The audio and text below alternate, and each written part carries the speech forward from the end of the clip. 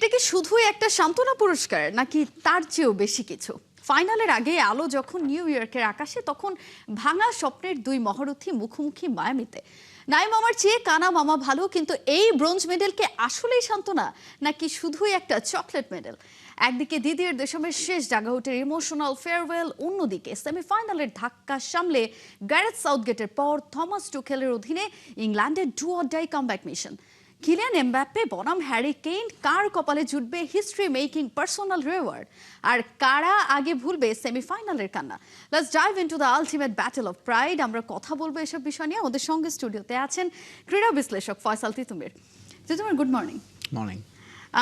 যেটা বলছিলাম ইন্ট্রোতেই যে ফাইনালের আগে আরো একটা হাই ভোল্টেজ ম্যাচ, এবং থার্ড প্লেসমেন্ট ম্যাচ হলেও আসলে প্রতিপক্ষ বিবেচনায় সেটা নিশ্চয়ই অনেকখানি হাড্ডাহাড্ডি হবে।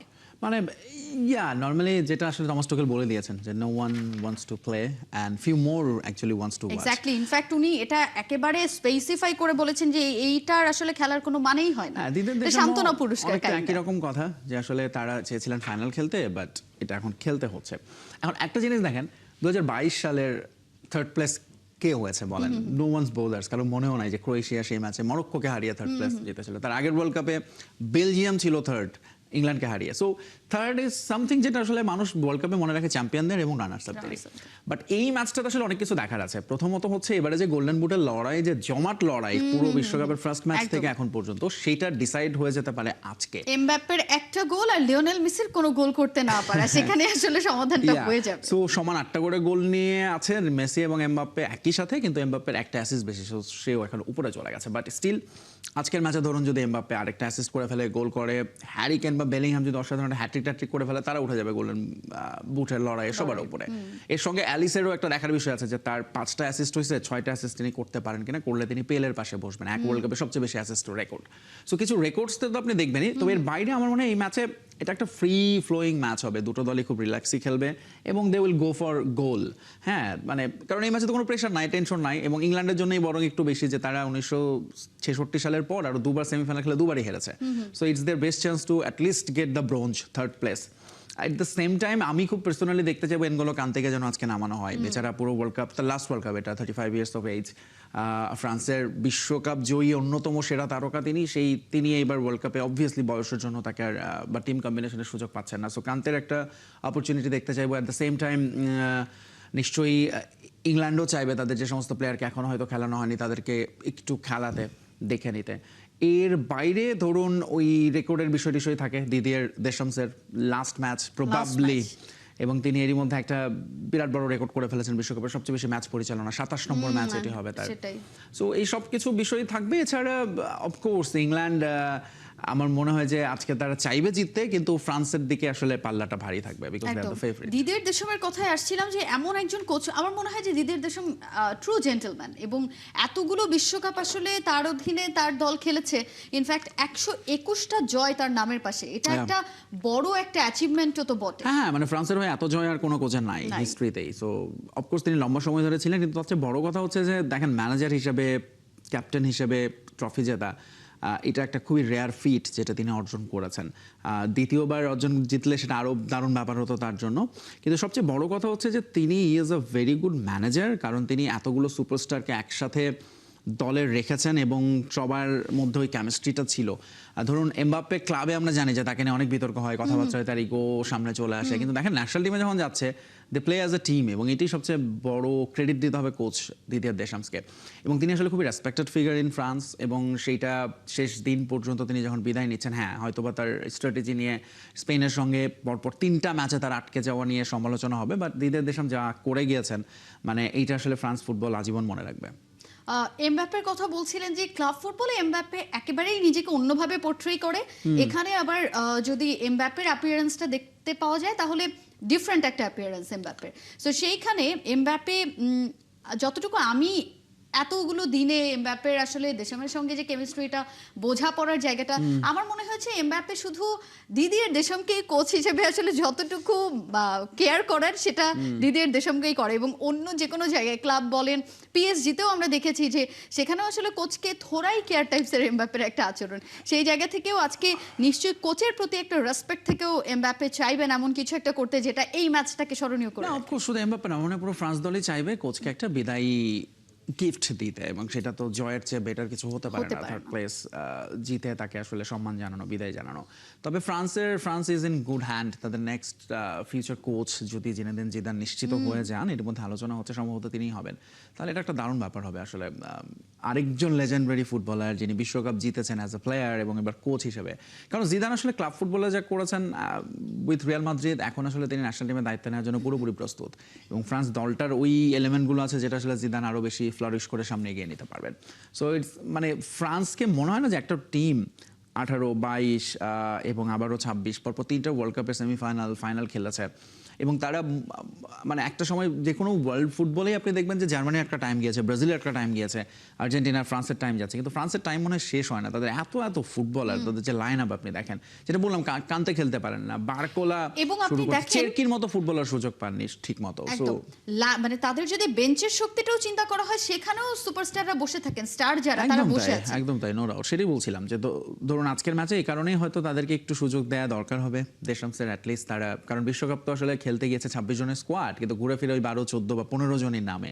সো এই ম্যাচে অ্যাটলিস্ট যারা খুবই কম টাইম পেয়েছে, চেরকি তার মধ্যে অন্যতম, কান্তে সুযোগই পায়নি, তাদেরকে অ্যাটলিস্ট কোচ নামাবেন বলে মনে করছি। এই ম্যাচটা শুধুই কি আসলে সান্ত্বনা পুরস্কার?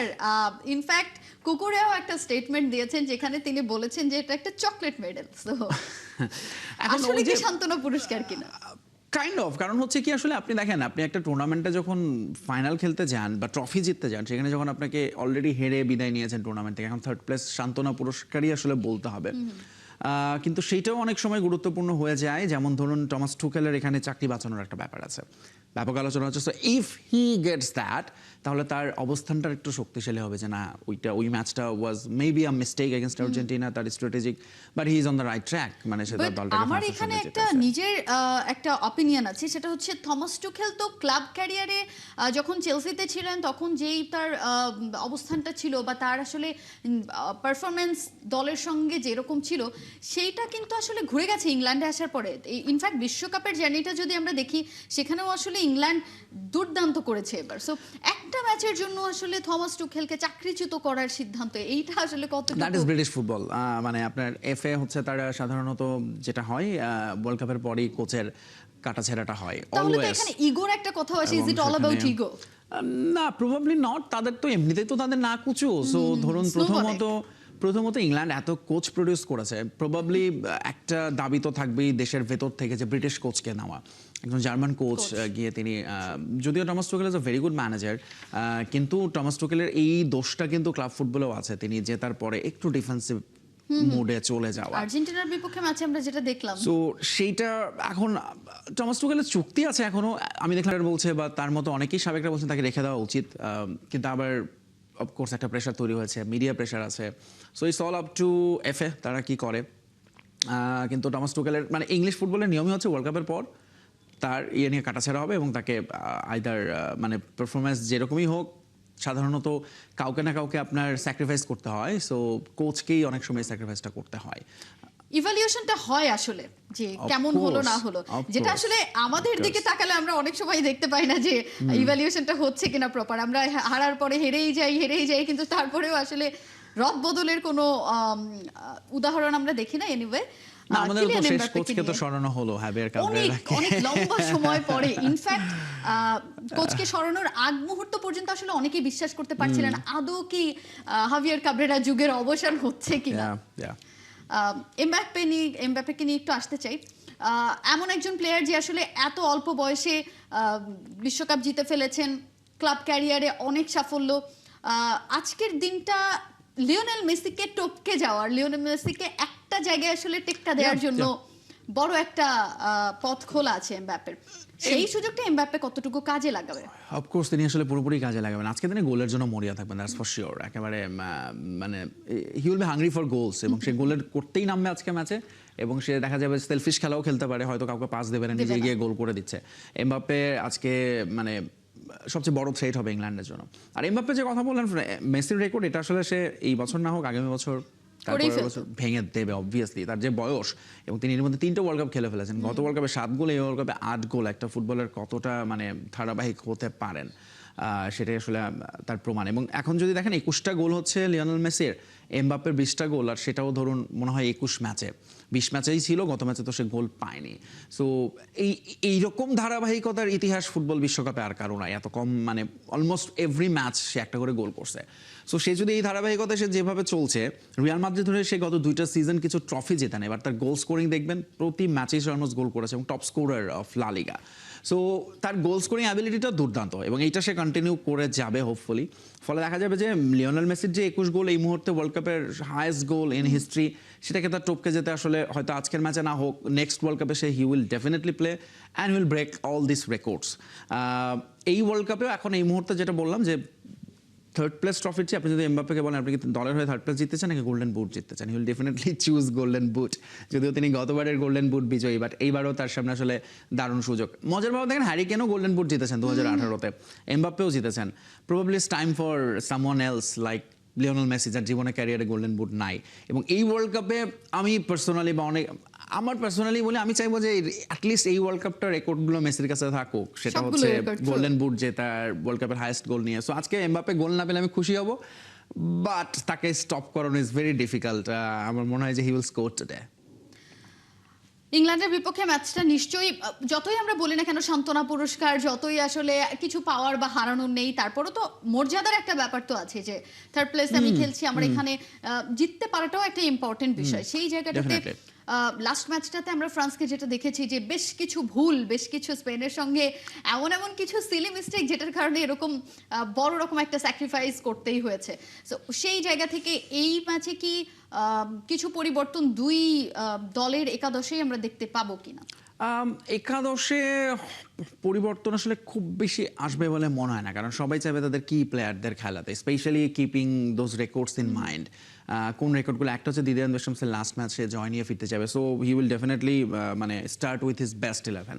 অন্যদিকে ইংল্যান্ডের টমাস টুখেলের যেটা বললাম, তার আসলে চ্যালেঞ্জ এটা প্রমাণ করা যে he is right man for the job, এবং সেটার জন্য তিনি আসলে তার বেস্ট প্লেয়ারদেরই দেখে নিতে চাইবেন। But still at the same time কিছু চেঞ্জেস, ধরুন ফ্রান্স আসলে তো গত ম্যাচে ঠিক ভুল করেছে বলা যাবে না, তাদেরকে স্পেন আসলে খেলতে দেয়নি, তারা স্পেনের স্ট্র্যাটেজি ব্রেক করতে পারেনি। বাট এগেনস্ট ইংল্যান্ড সেটা হবে না ডেফিনেটলি। ইংল্যান্ডের সঙ্গে যেটা বললাম, তারা আসলে ফেভারিট হিসেবেই মাঠে নামবে, এবং সেই জায়গাটাই আজকে হয়তোবা কিছু চেঞ্জ মানে কি, তিনি হয়তো কাউকে রেস্ট দিতে পারেন। লেটস সে অলিসিকে দিয়ে হয়তো স্টার্ট নাও করাতে পারেন, সেই জায়গায় হয়তো চেরকিকে তিনি আজকে স্টার্ট করাতে পারেন। অন্যদিকে ইংল্যান্ডের হয়ে ধরুন আজকে র্যাশফোর্ডকে হয়তো আবারও আমরা শুরু থেকে দেখতে পারি, বাট হ্যারি কেইন, বেলিংহাম তো থাকবেনই। বাট কিছু চেঞ্জেস দুটো একাদশে আসবে, বাট খুব সামান্য অল্প কিছু change, but they will use their substitute. বাকি যেহেতু 5 জনকে ব্যবহার করা যাবে, যদি 120 মিনিট পর্যন্ত খেলা যায়, সেখানে তারা হয়তো চাইবেন তাদের যারা সুযোগ পাননি তাদেরকেই খেলাতে। কিন্তু ওই যে যেটা বললেন, মোটাতে একটা ব্যাপার আছে, সেটা হচ্ছে ইংল্যান্ড কখনো থার্ড হয়নি ওয়ার্ল্ড কাপে, তারা একবারই শিরোপা জিতেছে। So this is their best chance. Thomas টুখেলের চাকরি বাঁচানো, অন্যদিকে দিদিয়ান দেশমসের লাস্ট ম্যাচ এবং এই সমস্ত পার্সোনাল রেকর্ড, সো সব কিছু মিলে আমার এই প্রথমবারের মতো প্রবাবলি থার্ড প্লেস ম্যাচের একটা বাড়তি হাইপ, আগ্রহ তৈরি হয়েছে। এবং দুই প্রতিপক্ষের জন্যই মনে হয় এটা এবং আরেকটা জিনিস হচ্ছে ইংল্যান্ডের জন্য এটা একটা রিভেঞ্জ আপনি বলতে পারেন, বিকজ গত ওয়ার্ল্ড কাপের কোয়ার্টার ফাইনালে তারা ফ্রান্সের কাছে হেরে বিদায় নিয়েছে। So of course definitely they would love to মানে ওই স্কোরটাকে ঠিক করার জন্য, এবং সেইটা করার জন্য হলেও তারা আজকের ম্যাচে অবশ্যই জিততে চাইবেন।